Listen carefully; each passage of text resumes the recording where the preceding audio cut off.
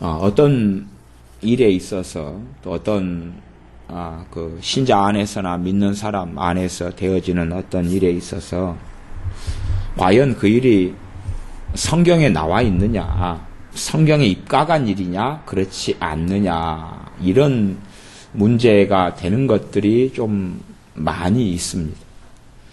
사실은 그러한 일들 때문에 문제가 좀 많이 벌어지는 것들도 있습니다. 무슨 말이냐 그러면 누가 어떤 걸 했는데 그게 성경적이냐 그 말이죠. 성경에 있는 거냐 없는 거냐. 성경에 있는 거냐 없는 거냐. 말하자면 우리는 성탄절을 보내잖아요. 성탄절이 성경에 있냐 없냐는 거죠. 당연히 없지요. 성경에 없지요. 그렇기 때문에 성경에 없기 때문에 그것이 잘못됐다. 그렇게 정죄하고 판단하는 경우가 쉽다 그 말이죠. 성경에 나와 있느냐 안 나와 있느냐. 실제로는 이 마귀 역사가 있는 경우에 마귀의 공격을 통해서 생각의 혼란이 일어나면서 성경에 있느냐 없느냐를 묻지 않아야 될 일들도 생겨나는데 성경에 없는 일이다 하는 생각을 마귀가 주어서 오히려 좀 복잡해져 버리는 사람들도 제가 만나기도 해요. 그러니까 성경에 있느냐 없느냐 그것을 가지고 따지는 일들이 많다 그 말이에요. 사도행전, 사도신경 또 그 다음에 이제 여러 가지 신앙의 고백들이 많이 있어요. 그러면 신앙의 고백들 가운데서 어떤 이들은 사도신경 가지고 시비를 거는 사람들도 있어요. 왜냐하면 성경이 없는 거다. 사도신경은 BC 2세기 혹은 3세기, 좀 늦게 보는 경우는 3세기에서 4세기에 만들어진 게 사도신경이에요. 그리고 교회적으로나 종교개혁자들이나 로마 카톨릭에서 좀 변질된 부분이 있어서 바로 잡은 부분도 있지만 성경 66권에 비추어서 아무 하자가 없고 문제가 없죠. 로마 카톨릭의 경우는 사도신경 가운데서 주님께서 지옥에 내려가셨다 그런 내용을 가지고 있는데 우리 개신교회에서는 그것을 빼고 없앴죠. 그래서 늦게 잡아도 AD 3, 4세기에 사도신경이 만들어졌어요. 대신에 사도신경은 성경에 있는 것을 조합해서 기본적인 신앙의 고백으로 한 거예요. 그러나 사도신경 자체의 본문이 성경이 있냐 없냐, 성경의 내용을 가지고 핵심을, 요점을 가지고 우리가 신앙 고백으로 만든 거지 그것 자체의 정확한 그 문장이 성경에 있지는 않지요. 전능하사 천지를 만드신 하나님 아버지를 내가 믿사오며 그 외아들 우리 주 예수 그리스도를 믿사오니 이런 내용에 정확한 그 문장은 없다 그 말이에요. 내용상 그렇다 그 말. 성경의 전체의 내용상. 그래서 사도신경이라는 신앙 고백을 반대하는 사람들은 그 본문의 정확한 것 자체가 성경에 없다. 그러니까 오히려 주기도문을 해야 된다는 등 이런 이야기를 해요. 그런 것처럼 성경에 어떤 것이 있느냐 없느냐 그런 걸로 어떤 것이 옳으냐 틀리냐 유무를 가르는 경우가 있는데 그것이 어떨 때는 맞아요. 어떨 때는 맞아요. 그 기준이. 하지만 오히려 더 많은 경우는 그것이 틀릴 때들이 훨씬 많아요.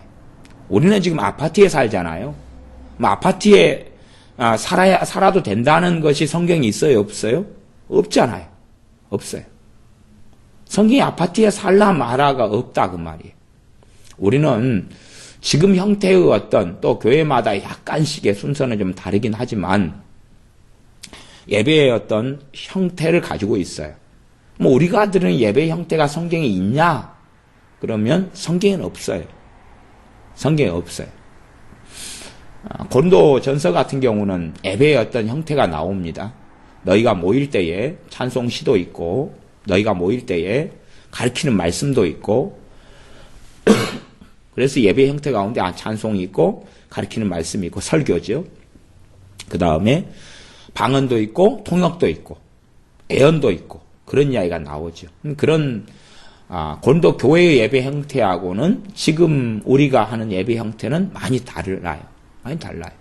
그러나 우리가 하는 예배 형태가 그 예배의 순서 자체가 성경에 없다 그래서 그렇기 때문에 그걸 반대할 수 있는 건 아니라 그런 말이에요.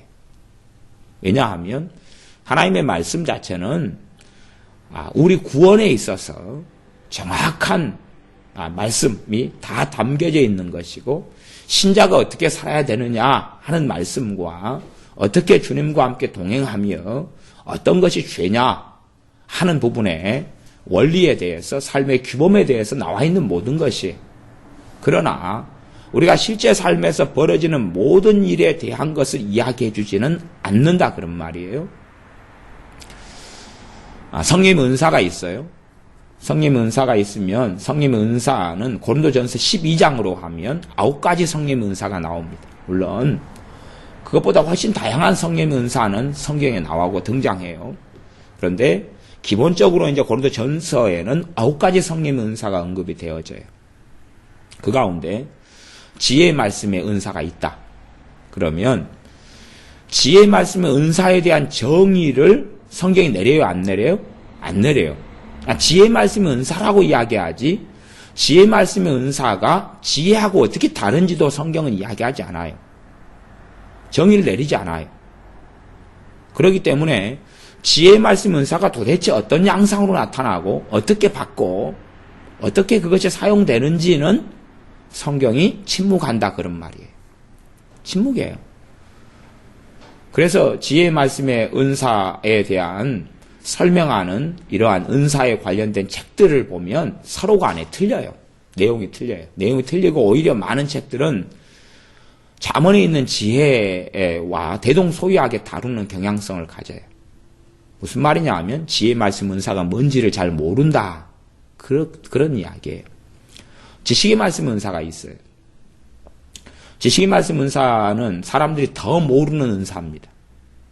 그래서 꽤 성령의 은사에 대해서 알고 있다는 사람 자신들도 지식의 말씀 은사가 어떻게 나타나는지를 잘 몰라요. 지식의 말씀 은사 자체의 정의가 잘 안 돼버려요. 어떻게 발현되고 어떻게 나타나고 어떻게 되어지는지를 몰라요. 실제로도 지식의 말씀 은사는 굉장히 많은 다양성을 가지고 사람들에게 나타나요. 그리고 지식의 말씀 은사가 각 사람마다 어떤 독특한 특성을 가지기도 하고 어떤 기름 부음의 양상을 가지고 있어서 다양한 모습으로 나타날 때들이 있어요. 사실은 좀 지식의 말씀 은사 같은 것도 종류가 많다고 그렇게 봐야 되지요.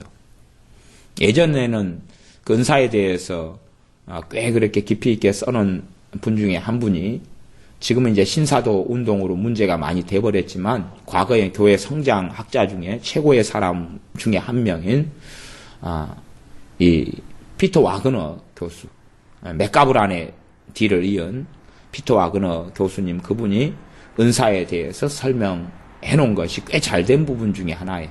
그러나 지식의 말씀 은사에 대한 설명으로 가면 은사 자체의 설명이 아주 틀렸어요. 왜 틀리냐 그러면 설명을 뭐라 해놓냐 그러면 지식과 정보를 많이 얻고 가진 사람이 지식의 말씀 은사를 받은 사람이다. 그렇게 설명을 해요. 실제로 또 그 셀교회 같은 데는 은사 네트워크 검사 같은 걸 사용하는데 지식의 말씀 은사의 정의가 그 스타일을 같이 갖다 써버려요. 그래서 은사에 대한 책들을 쭉 규합해 보거나 가르침이나 설교들을 살펴보면 지식의 말씀 은사를 정확하게 알고 있는 사람이 오히려 드물어버려요. 물론 은사 중단론을 주장하는 사람들이야 은사에 대해서 무지할 수밖에 없으니까 그랬다고 치는데 은사에 대해서 알고 받았고 은사에 대한 은사로 사역한다 하는 사람들 자체라도 지식의 말씀 은사에 대해서 꽤 무지한 것을 많이 봅니다. 그런 것처럼 그게 왜 무지하게 되느냐 그러면 지식의 말씀 은사가 있다는 건 성경이 언급하지만 그에 대해서 어떤 식으로 나타나고 어떻게 행해지고 하는 것은 성경이 침묵하기 때문에 그래요. 가령 성경에서는 치유의 부분에 있어서는 우리 주 예수님의 이름으로 안수하고 고치라 그래요. 안수하고 고치라 그래요. 그렇기 때문에 성경상으로는 안수가 맞아요. 안수가 맞아요. 그런데 이제 간혹 저도 사람들을 만나면 안찰을 사용하는 사람들을 간혹 만나요. 안찰. 또 안찰하고 안수하고 중간 형태의 사람들도 만나요. 중간에 안찰이 아닌. 그러니까 안찰을 겪어보지 않은 사람은 안찰이 뭔지를 잘 모르는 경향이 있어요. 그러니까 안찰을 저 같은 경우는 좀 겪어봤는데 그냥 그 사람이 성령에 강한 능력이 있을 때는 별로 아프지 않은데, 성령의 능력이 별로 없는 경우에, 제가 이제 설명하는 것도 다 맞는 이야기는 아닙니다. 근데 성령의 능력이 소멸해버린 경우에 그 안찰이라는 것은 거의 조직폭력배가 주먹으로 상대방을 때려버리거나 손바닥으로 때려버리는 것 정도의 강도가 나타나요. 그렇기 때문에 성령 역사가 없는 경우에 그 사람에게 맞으면 이렇게 맞아 죽는구나 할 정도의 일이 벌어져요. 그게 안찰이거든요. 그래서 제가 아는 사람들한테나 그런 안찰은 굉장히 위험하다. 또 안찰은 하지 말아야 된다. 그렇게 이야기를 해요. 성경은 안수거든요. 근데 안수는 어떻게 나타나냐 그러면 치유사역 속에서 안수예요. 그래서 병든 자에게 손을 얹은 즉 나으리라. 그게 안수죠. 그러면 이제 보통은 축사사역 같은 경우는 이 축사사역이든지 다른 성령의 은사든지 간에 병을 고치는 부분에 있어서 병 고치는 은사도 여러 양상을 가집니다. 실제로. 하지만 우리가 믿음으로 행하는 부분에 있어서는 안수가 맞죠. 그러면 성령 역사를 통하여 축사사역을 한다 그럴 때에 이제 예를 들어서 몸을 막 주무를 수 있어요. 몸을 만질 수도 있고 주무를 수도 있어요. 어깨를 주무를 수도 있고 몸을 만질 수도 있고 탁탁탁 두드릴 수도 있어요. 물론 막 세게 두드리는 것은 심각한 문제가 있다 그랬어요. 위험하다 그랬고. 근데 이제 가볍게 탁탁탁 두드릴 수 있어요. 특별히 축사사역은 그런 부분이 많아요. 그러면 거기에는 성경에는 안수는 없는데 툭툭 두드리는 것은 없는데 안수는 있고, 그런데 이게 성경에 없는 거 아니냐. 이 축사는 은사 중에서 분류하자면 능력행하는 은사에 들어가요. 능력행하는 은사라 해도 기본적으로 능력행하는 은사가 초자연적인 부분에서는 기적을 행하는 은사, 그 다음에 자연적인 영역에서는 기적을 행하는 은사, 초자연적인 영역에서는 축사, 그 다음에 이제 기름 부음 사역도 또 있어요. 물론 그것보다 더 다양한 양상과 종류의 능력행하는 은사가 있을 것이다 생각은 하지만 제 기본적으로는 그렇게 한 3개 정도 저는 나누고 있어요. 3가지 정도를 저는 경험하고 보고 살아오니까요. 그러면 그 능력행하는 은사가 어떤 양상으로 나타나야 된다라고 성경에는 정의 내리지 않는다 그 말이에요. 그런데 그 중에서 능력행하는 은사 중에서 축사의 양상은 주로 이렇게 꽤 단순하게 명령을 하는 양상도 가능하고, 그래 다 사용하지요. 사용해요. 심지어는 멀리 있는 사람 같은 경우는 전화기도를 통하여 명령기도만으로 축사를 시행하는 경우도 아주 많이 있어요. 그리고 집회 같은 거 할 때에 사람이 많이 모였고 일일이 손을 얹어서 기도해 줄 수 없는 경우는 그냥 마이크만 대놓고 단체로 축사하고 치유사역을 하는 경우도 있어요. 그런데 이제 많은 경우에 개인적으로 사역할 때 효과적인 것이 그 사람을 만지면서 또 때로는 툭툭툭 이렇게 때리면서, 물론 때리는 강도는 그렇게 세서는 굉장히 곤란하다 그랬어요. 그런데 이제 제가 축사의 부분을 경험해 보면 어떤 현상은 벌어지냐 그러면 그 사람이 마귀에게 많이 눌려 있다면, 공격을 많이 받고 있다면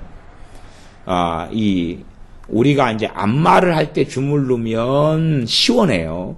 근데 그 정도 강도로 이렇게 축사 사역을 행하면서 주물르면 그 사람은 심지어는 어떻게 느낄 수도 있는 경우를 제가 경험했냐 하면 이 사람이 무지막지하게 때려버린다. 그렇게 느낄 정도의 고통과 아픔도 많이 느껴요. 그러니까 그 사람은 이 사역자가 축사 사역을 행하는 데 있어서 아주 많이 후드로 팬다. 그렇게 느끼는 경우도 있더라고요. 근데 실제로 강도는 아주 약한 강도예요. 말하자면 마귀 역사는 주로 몸에다가 자리를 잡죠. 그래서 성령의 능력과 은사가 몸을 매개체로 해서 같이 충돌해요. 충돌하기 때문에 몸은 상대적으로 고통을 많이 느끼게 되는 부분이 생겨나요. 그래서 그런 부분에 축사의 양상 그런 부분이 많아요. 많은데 사람들은 이제 그런 부분에 있어서 이건 성경은 안수를 이야기하고 그런 부분에 툭툭 두드리는 부분이나 만지는 부분은 성경이 없는 건데 그렇게 말한다면 지식의 말씀 은사 같은 경우는 자세한 게 성경에 없죠. 애언의 은사 같은 경우도 애언을 받은 사람이 애언하는 방식이나 양상은 다 틀려요. 근데 그런 건 성경으로 입증해내기가 어려워요. 입증해내기가 어렵기 때문에 어떤 이들에게 미혹행이 임하면 과거의 구약시대 선지자들처럼 그렇게 애언하도록 이끌어가는 사람들이 있더라고요. 그래서 제가 구약시대 사람들처럼 애언하는 사람들을 보면 이 사람이 정말로 성의 멱살 통해 애언하는 게 아니라 미혹행이 드는 경우들을 제가 의외가 아니라 구약시대 선지자처럼 애언하는 사람들 보면은 제가 아직까지 만난 사람들 중에서 예외 없이 미혹행이 귀신의 역사했어요. 예외 없이. 그래서 그런 부분을 꽤 주의해가지고 보는 일들이 있어요. 어쨌든 실제의 삶 속에서 벌어지는 일들 가운데 또 설교도 그렇잖아요. 설교도 은사가 있고 기름 부음이 있어요. 은사가 있고 기름 부음이 있는데 물론 은사하고 기름 부음 차이까지는 복잡하니까 그까지는 이야기는 어떻게 말 몇 마디로 하기는 어려우니까 실제 경험돼야 되는 영역이지 말로 설명되는 영역은 아니기 때문에요.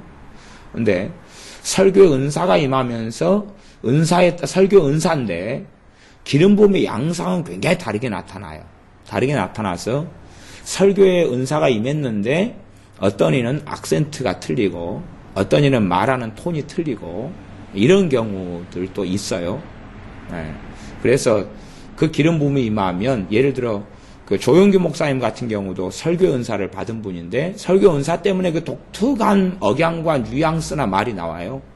그리고 그 조용규 목사님에게 있는 설교의 은사의 기름 부음이 임한 제자들이나 아니면은 그런 그 후임 목사님들 같은 경우를 보면 그 같은 기름 부음을 가지고 그렇게 설교를 해요. 그래서 그런 기름 부음의 양상의 경우를 어쨌든 좀 많이 접하고 많이 보죠. 많이 접하고 많이 봐요.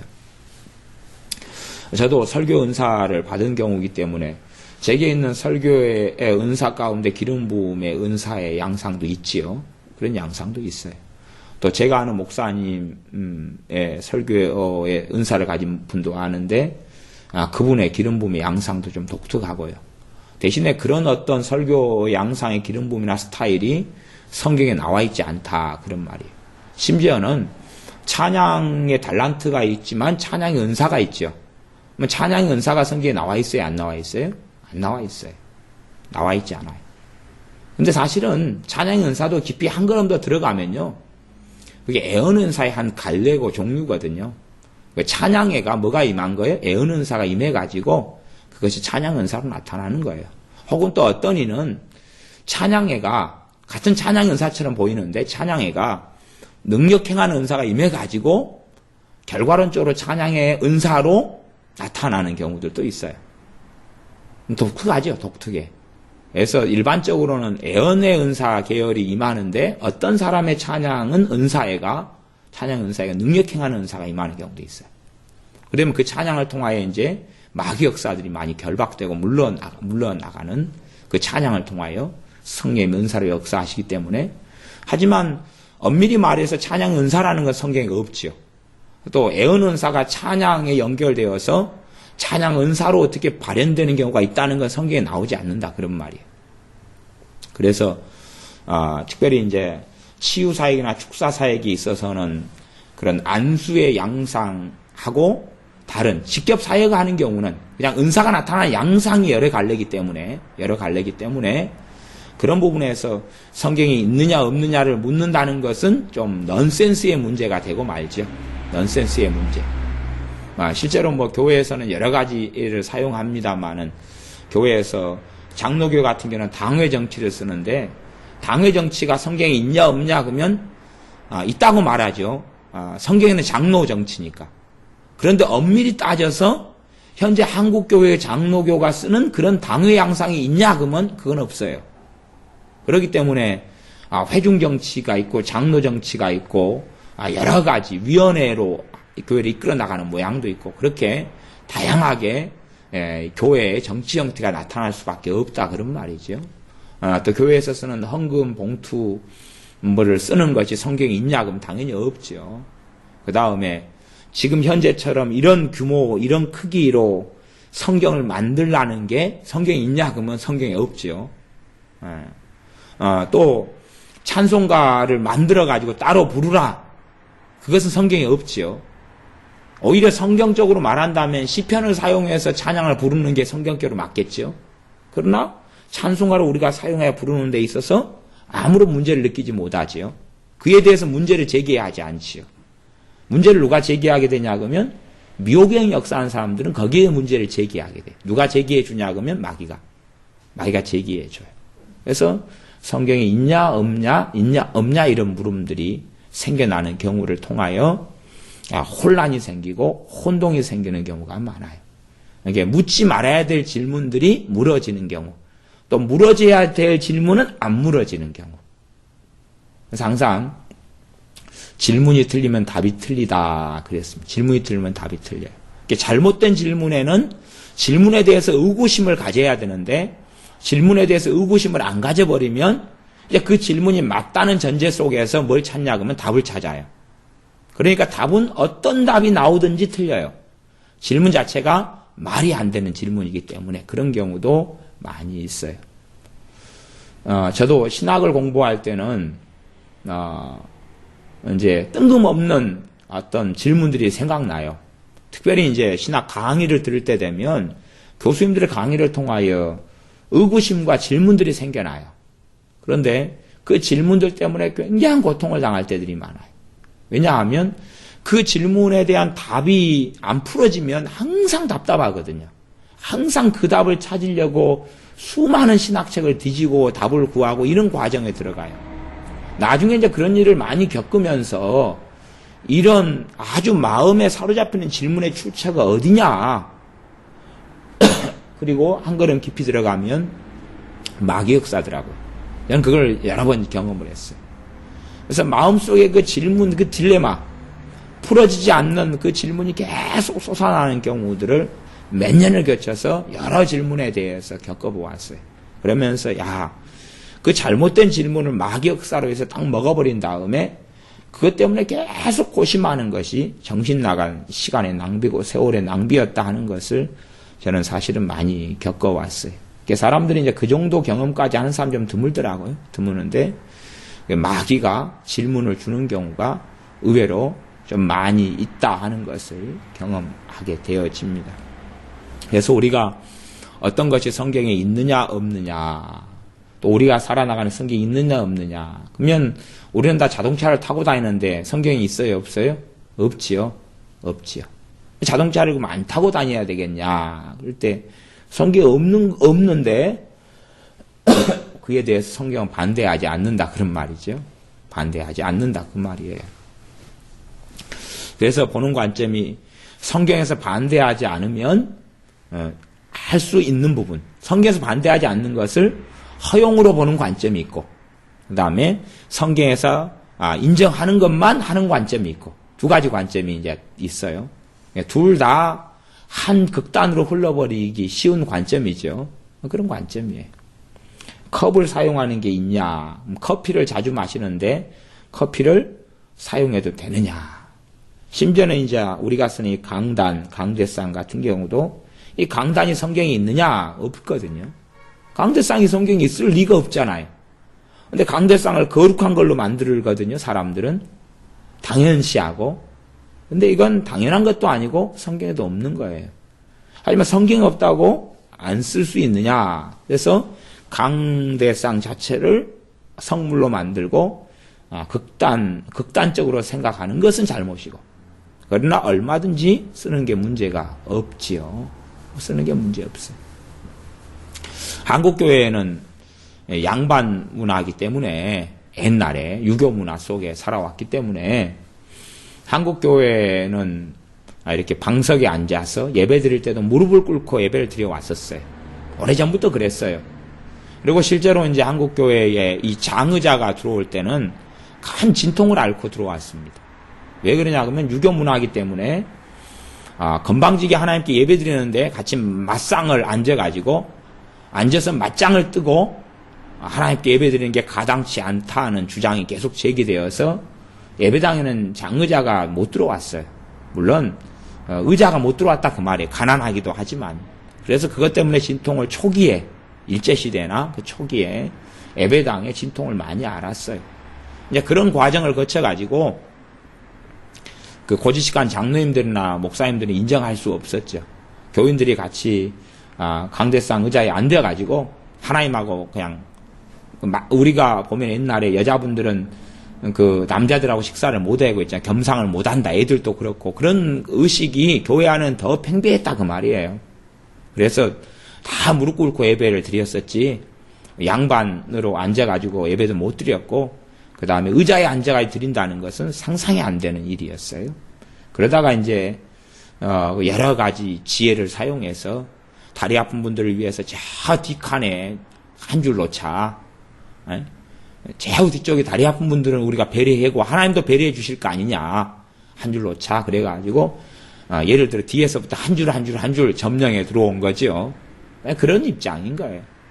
그래서 이제 그것이 문화로 고착되고 들어올 때까지의 여러 가지 우여곡절이 많았다 그런 말이에요. 지금이야 우리가 이러한 장의자나 의자를 자연스럽게 사용하는 문화 속에 사니까 문제 제기가 안 되지만 과거의 유교 문화 속에서는 이건 문제 제기가 되는 심각한 일이었어요. 이 의자를 사용하는 문제가. 하지만 지금이야 우리는 이제 당연한 교회 문화 속에 들어왔기 때문에 현대 문화 속에 들어왔기 때문에 문제가 안 되는 것으로 살아가지요. 그래서 우리의 삶 속에 어떤 것이 성경에 있냐 없냐를 따지는 것은 참 그것이 바른 질문에는 지혜롭고 좋은 건데 있냐 없냐를 따지는 것이 잘못된 질문에는 아주 골치 아픈 그러한 거꾸로 마귀 역사를 충분히 끌어오고 가져올 수 있다 하는 것을 생각해야 됩니다.